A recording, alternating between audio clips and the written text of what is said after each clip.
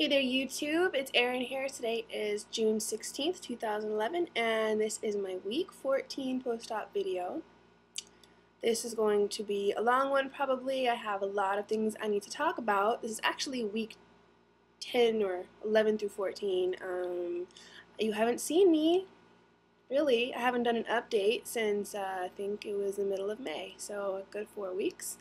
I have been out of town. For those of you who didn't know, I was out of town. I was both in Texas visiting my family, and then I went to Brazil for 3 weeks to, well, that's sort of a long story, but maybe I'll talk about that a little bit later in the video. Okay, so first things first, we'll get to my weight. My update in March, week 10, I think I weighed 202, and yesterday I weighed myself at 193, so that is a loss of 9 pounds for the 4 weeks, which I'm actually fine with. It was hard traveling and being able to continue to be focused on my weight loss. There were so many other things that seemed much bigger, you know. Just surviving in Brazil was a challenge. Not a challenge, but you know what I mean. Like just finding food and speaking so that they could understand me was a challenge, let alone thinking about protein grams and vitamins and weighing, measuring. It was all really difficult. So I'm happy with the 9 pounds. Also, in Texas, I don't know. I experimented a little bit with bad foods. I had a couple Slurpees. Not whole Slurpees. I probably had a third of the smallest cup. So, but I'm pretty sure that I don't dump because it's like I'm keep pushing my body and seeing my limits and taking sugar. And you know, sugar affects me not in a dumping way. I mean, I get sort of jittery and I get sort of like lightheaded. I don't like how I feel, but I'm able to eat it. And some things with sugar I'm able to eat better than other things. And one of those things is Coke, which is bad, because if I have a vice, it's Coke. Because ooh, I don't do drugs, I don't drink, I don't smoke, but I love me some Coca-Cola, and it was hard giving it up in the beginning stages of the surgery, and I haven't really let myself have any, and I did when I was in Texas, and it went down fine, and I got really paranoid because I kept thinking to myself, like, why am I doing this? This is bad. I got freaked out, and I kept thinking about the carbonation, like making my stomach bigger, and I kept thinking about the sugar and why was I drinking it. But a lot of it was just I was on vacation. I drank it for the first time in Brazil because there wasn't really anything there that I don't know. I didn't enjoy the food, and so you know, one night they didn't have ice either. They didn't have any cold liquid, but they did have Coke in this like refrigerator. So I bought one just because I wanted something really cold, and it went down fine. And the next night I bought another one, and then I stopped. I only had two. But so yeah, so this past month I've experimented a little bit with bad foods. What else did I eat? You know, chips, a little bit of bread. I had some barbecue in Texas, which is my favorite, and some Mexican food. You know, tortillas go down fine.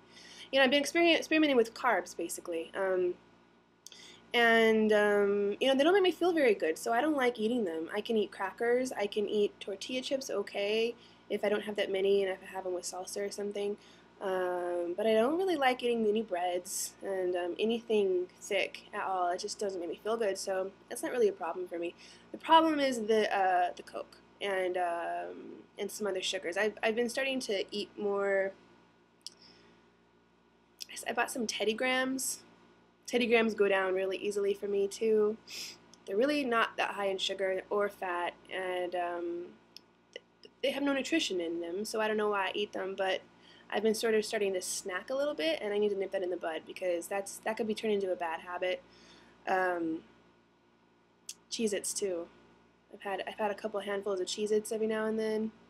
I gotta stop. I gotta stop that because that's the kind of thing where, you know, that could turn into something really, really big, and really hurt me later. So please keep me accountable, okay? Um, Making these videos keeps me accountable. I'll try to be honest as I can here. Anyways, I feel like I'm rambling. Okay, what's next on my list here? So, 9 pounds for the 4 weeks. I've set a goal to lose 15 pounds by August. So that is about 6 to 7 weeks away, and I would like to get, ideally, I'd like to get into the 170s within the next 6 weeks. So that's at least 2 pounds a week. So that's my goal I'm setting right now. I have also committed to working out a lot more. I started doing dance classes this week. I went to a hip hop class on Monday night, and I went to a modern dance class last night, and they kicked my butt. Man, I really overestimated my in shapeness, my endurance and ability to do it. I was really proud of myself because I did do it. The hip hop class was an hour and the modern dance class was an hour and a half, and I haven't worked out like that since I don't know when. You know, since the surgery and even before that, I have an elliptical here in my apartment, and so I would just do like 10-15 minutes on the elliptical. I might lift some dumbbells and some weights and do some stretches, and that was the extent of my working out. Made me feel really good. I also lost some inches, so it was fine. But these dance classes, I mean, I was pouring sweat. The day after my hip hop class, I could barely move. I was so sore, especially my legs, because we kept doing a lot of these like floor pop out things, like breakdancing type stuff that I've never done before, and it was really hard to do. And it was an incredible workout, and it was so much cardio. It was so much more cardio than I even expected. It was really great. So I bought a summer pass, and so I did that so that I can keep myself motivated to just keep going. And it was great. The modern dance class was also really good. It wasn't quite as much cardio, but it was a lot of great strength training and flexibility, and just it was movement for 90 minutes. So it was really good, and I was sweating by the end of that too, and my arms are sore. So I'm really excited about that. I'm also going to start taking a weekly yoga class. It's another thing that I've been meaning to do. So this summer is going to be really focused on exercise. And so I'm hoping that will help me with my goal of losing 15 pounds at least, and also help me lose some inches.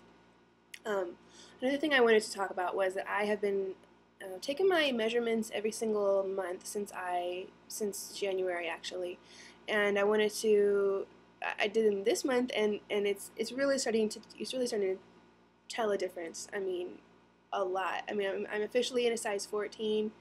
I'm officially in a size large. My mom, when I visited her in Texas, she took me shopping, and she sort of bought me a little bit of a wardrobe. So I have all new summer clothes. So I mean, several pants, skirts. This is a Gap size large. It was really exciting getting all those new clothes. I mean, really exciting. I can't even describe how exciting it was, because I can't remember the last time that I fit into like regular shirts in the Gap, let alone a size large. I mean, I put on an extra large and they were too big, and I was like going crazy. I got sleeveless shirts, which you know, sleeveless. You know, us biggers, we don't wear sleeveless, and I just they look good, and I was really excited. Oh, it still makes me excited thinking about that. And, you know, there's stores that I've been wanting to shop at my whole adult life and I've never been able to. And I was able to go into the stores and just get stuff off the rack and try them on, and they fit and they look good, and I was really excited. So my mom was really happy for me that I had reached Wonderland, that I was into these new clothes, and so she was really nice and bought me a bunch of new stuff. I also got my hair cut and highlighted, and I'm now losing a ton of hair. So I guess it's about that time, 3 months. My official 3 month was last week. So yeah, I'm losing hair. It's not like chunks of hair, but it's definitely like when I do this and then I pull it out, like you could even see, I'm losing hair. And my hairdresser noticed it, and she asked me, and she was just like, have you had a recent change of diet? So I didn't tell her about the surgery, but she said that it was stopping. And I saw my doctor on Monday. He said it would stop, so I'm not that worried about it. I just don't want my hair to like visibly thin. Thankfully, I have a whole lot of hair. It's deceptive. I have a whole lot of hair, and so I'm hoping that it won't be too noticeable. I have been taking biotin. Nothing has really changed, and my hair is not falling out. So, there's that. Okay, what else? Yes, so on Monday I had my 3-month visit for my doctor's appointment. Everything was fine. They put me on B12 shots instead of the B12 tongue. I figured that that would be better because that guarantees that my body absorbs the B12 rather than the tongue. Not only do I forget sometimes, but it doesn't seem as powerful as the shot. And I don't really care about needles, so to me this was just a better option. They also took blood tests. I haven't gotten the blood tests back yet. They took like 9 vials of blood. I'm really curious to see what it's going to be like. I have been really good with my vitamins. Even in Brazil, I was good with my vitamins, my calcium, my multivitamin, and my B12. That's what I take every day. I have this gnarly bruise on my arm. Can you see that? From the needle? So yeah, so my inches, oh yeah, I wanted to say a little bit about my inches. I've lost like over 10 inches all over my body. 10 inches off my waist, 10 inches off my hips. My boobs have lost a lot of weight, which sucks. But, you know, I want them to be proportional, so I was holding out the measurement, the measuring tape out to where my starting weight was versus now, and it was just really exciting to see, you know. I mean, it was really far out there, and just exciting to see, like, oh, that's how I was then, this is how I am now, and to just think that even in, you know, 6 months, a year, I'm going to be thinking that about my measurements now, and how much smaller I'm going to be then. And yeah, I mean, this whole process is just it's just amazing. I mean, I feel like I have a brand new body. Well, I was in that dance class yesterday. I was taking modern dance. I took modern dance class 2 years ago. It was in the fall of 2009, so about 2 years ago, and I was at my highest weight at that time. I was at 265 around, and I was trying to live my life as a fat person, doing the things that I wanted to do. I was taking dance classes, I was going out, I was trying to embrace my body, accept my body for what it was, and so that's why I took the dance class. And I was a strong believer that you can do anything that you want to do, no matter what size that you are.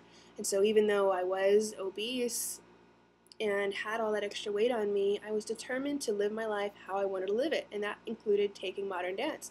However, when I got there, it was extremely hard. It was extremely hard to do. You had a lot of getting up and down off the ground, a lot of maneuvers that, like, as a fat person, I just couldn't do physically. I couldn't do because there was so much girth. Like, my stomach was in the way, my legs didn't fit the same way that the other girls' legs did, and it was really discouraging. I didn't go back. And so yesterday was the first day that I went back, and I felt like I had a new body. I felt like at one point we were doing these floor exercises, and I looked at her and I was like, there's no way I can do that. No way. And then I tried it, and I could do it. I could do it. My body moved in a different way than I expected it to. It's like my brain, you know, still thinks that my body is bigger than it is, and then I physically try to do it, and my body moves in a different way, and it just astounds me, and it makes me so excited and so happy that I was able to do these moves. I was able to keep up. I was able to get up and down, just like everybody else, and it was sort of this moment because I couldn't do it last time, and I could do it this time, and they were the same moves, and I literally felt like this is a new body. I'm getting to know this new body. It's moving in ways that I never expected it would be able to do. So now I think I'll talk about Brazil. I went to Brazil on May 22nd, and I was there for about 3 weeks, and I went to a tiny little town in Brazil called Abidjan, which is about an hour and a half drive west of Brasilia, which is the capital, which is about central Brazil. It was my first time to South America. I don't speak Portuguese. I speak pretty good Spanish, and that was helpful. I couldn't understand them, but they could understand me, so that was good. And I could read signs, so that was good. I went to Brazil. This isn't weight loss surgery related, but it's just a little bit of background. So I am a graduate student in art, and I went to Brazil because I got a grant from my school for this proposal that I submitted. I am studying things like the body and healing and the relationship between your belief and your physical healing that results. So I was really interested in this psychic healer called John of God. I don't know if any of you are familiar with this. He was on Oprah, or he wasn't, but they did a segment of him on Oprah. They've done documentaries of him on other things, on other channels, and PBS. And so I went down there to research him, to photograph the town, the people that go, to document. He also does these things where he does these performances of these surgeries. They're sort of symbolic. They sort of symbolize spiritual surgeries. Now, I don't ascribe to any of the beliefs. It was purely research for me. It was really, really fascinating, really, really interesting. I went alone. That part was a little bit scary, but it was also really empowering. It's this tiny little village, and so it was really in the middle of nowhere, and it was very rural, very third world.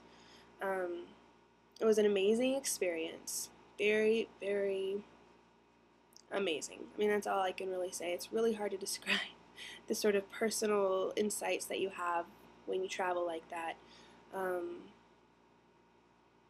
I was not healed.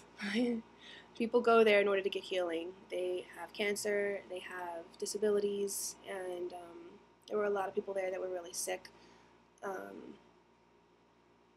He prescribes surgeries, invisible surgeries, and he prescribes herbs, and he prescribes crystals and stuff. They have lots of imagery of Jesus and Virgin Mary. It's sort of this like merging of Catholicism and New Age sort of alternative medicine. That's like the best way I can describe it. So that's background on that. So that was what the experience was. Now, as far as my weight loss surgery part of the experience, the first part was the airplane. Oh man, the airplane was awesome. It was so much more comfortable. When I was at my biggest, I always had to extend the seatbelt as much as possible. I never asked for a seatbelt extender, but it was always at the very, very edge. Like I had to move the thing all the way to the end, and then that's the only way it would fit. And this time there was like this much room or more, and it was so exciting. I could cross my legs. I had more leg room. I wasn't like bumping my neighbor. It was just much more comfortable. The flight was 8 hours from Miami. From here to Miami was like 4 hours, and it was just a lot of traveling. Very tiring, and it was much more comfortable because I've lost 70 pounds. It was awesome. A lot of problems came up with the eating, however. Turns out that most travel foods are carbs, and the foods that they give you on the airplane are carbs. I had for my dinner from Miami to Brazil, on the airplane, I had a choice between rice and pasta, and so I couldn't eat either. And along with it, you get bread and butter, and crackers and cheese, and Coke. And so it was a problem. It was a problem. I ended up eating just the crackers, one cracker and cheese for dinner. There wasn't a lot that I could bring on the plane that wasn't carbs. I ended up bringing, I think I brought, what did I bring, like Cliff Bars, protein bars, and I brought goldfish, which is carbs. And I had so many carbs on that trip, and it just made me feel not good. I just felt like I wasn't being on plan, and I wasn't feeding my body what it needed, but there wasn't really a lot I could do with it. To change my options. I had to do what I could do with what I had, and it was difficult. Then in Brazil, I also had a lot of difficulty. They didn't really have a lot for me to eat either. Pastas and breads, some meat, but the meat was more expensive, and I was on a very limited budget. And fruit, I had some fruit every day, so that was at least good. They also had a lot of street food that was very bad for you. It was like fried dough and cheese, and I had that a couple times. I got stuck a couple times with that. That sucked. This one restaurant, there was one restaurant, like one or two restaurants in town that I could actually eat any food at. One of them was this one that I every day I would have potatoes and guacamole. That was what I ate for dinner every single day, and I would sit in my room for lunch and eat a Cliff Bar and maybe some crackers and peanut butter. I brought some crackers and peanut butter with me. And that was what my meals were, and it was really difficult. And another problem that I had was because I didn't really have I didn't have any mirrors, basically. I didn't have any mirrors, so I couldn't look at myself ever in the mirror. And of course there was no scales. So after like a week and a half of being there and eating all of those carbs, I started freaking out. I started thinking like that my stomach grew and that I can now eat a lot more than I could before. And I think that that's probably because I was eating nothing but carbs, and carbs make you hungrier. And carbs, I guess I can eat carbs, more carbs than I can protein for some reason. They just go through me easier. And so I started freaking out. I started emailing my mom all the time and saying like, oh, I'm sure that I didn't lose any weight. I'm sure that I gained. What am I doing? I can't. And I think what happened was because my brain and my body aren't in sync, I was thinking about my old body. I just assume that my body is going back. When I don't have that like daily confirmation that things are changing, like my weight or like seeing my skinnier body in the mirror or my clothes or whatever, when I don't have that daily confirmation, I automatically assume everything's going to change and everything is going to go back to how it was before. And it was this weird freak out. I was freaked out until the day I got home and I weighed myself, and I was 198 when I got home. And I was like, whew, I breathed a huge sigh of relief and realized that it was just irrational freaking out. But that definitely happened in Brazil, and I think that that's why I needed daily affirmation from the mirror and from the scale. I mean, that's how tied I was to the scale, and I think that that's normal. I mean, because it's been 3 months and my looks have changed that drastically. I mean, there's no way that my brain can catch up to my body like that. I mean, it's going to take a lot longer for me to start thinking about myself in terms of this body. By the way, Brazil is fabulous, wonderful, amazing, amazing, amazing, beautiful, beautiful place. The people there are so warm and so nice. If you ever get a chance to go to Brazil, I highly recommend it. People in Brazil were really nice to me. The people who were not Brazilian, who I was there with, who were also going to see John of God, were also super nice to me. I noticed people were nice on the plane.